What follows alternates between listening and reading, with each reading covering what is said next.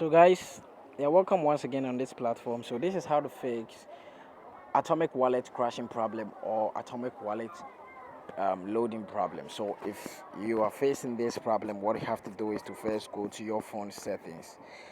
After that, when you tap on the settings, tap on apps and notification. After that, tap on the see all apps. After that, you are going to see your apps listed alphabetically. Then you tap on um, atomic wallet. Then next, what you have to do is to tap on notifications and make sure this is turned on. So after that, tap on the first stop and then tap on OK. Make sure the permissions are granted. You have to allow every permission, make it granted. You get me?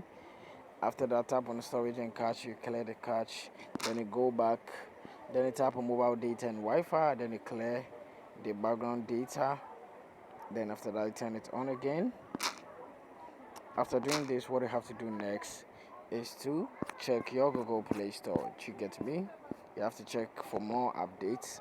So as you can see, I don't have the latest update, so I have to update it. So if you are seeing updates like my own, then you have to tap on this update. You have to tap on this.